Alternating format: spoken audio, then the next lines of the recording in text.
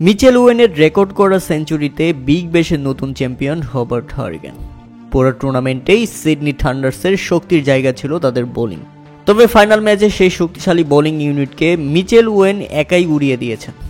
মাত্র 39 বলে রেকর্ড করা সেঞ্চুরিতে রবার্ট হারিকেনকে প্রথমবারের মতো বিগ ব্যাশের চ্যাম্পিয়ন বানালেন 23 বছর বয়সী এই তরুণ হার্ড হিটার ব্যাটসম্যান। আর তাতেই অন্ধভক্ত থেকে জয়ের নায়ক। ভাইরাল তার 10 বছর আগের ছবি। উল্লেখ্য যে এদিন ডেভিড ওয়ার্নারের সিডনি থান্ডার্স 7 উইকেট হারিয়ে 182 রানের লক্ষ্য দাঁড় করিয়েছিল। আর জবাবে ব্যাটিং করতে নেমে মিচেল ওয়েনের 100 রানে ভর করে মাত্র 14 ওভারের মধ্যেই জয়ের বন্দরে পৌঁছে যায় রবার্ট হারিকেন।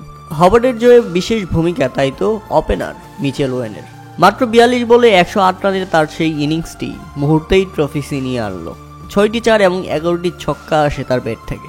অপরদিকে মাত্র 16 বলেই 50 করেছিলেন তিনি, যা বিগ ব্যাশ ফাইনালে এটাই দ্রুততম। রবার্ট হারিকেন চ্যাম্পিয়ন হওয়ার পর সামাজিক যোগাযোগ মাধ্যমে ভাইরাল হয়ে যায় মিচেল ওয়েনের 10 বছর আগের পুরনো ছবি। তাতে দেখা যাচ্ছে গ্যালারিতে 13 বছর বয়সী উচ্ছ্বাসিত ওয়েনকে। তার গায়ে রবার্ট হারিকেনের জার্সি।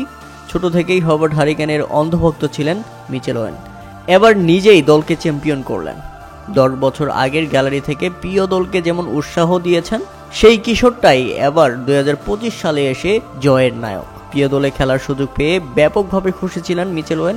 সবসময় চেষ্টা করেছেন নিজের সেরাটা দেওয়ার এবং দলকে চ্যাম্পিয়ন করেই ছেড়েছেন তিনি।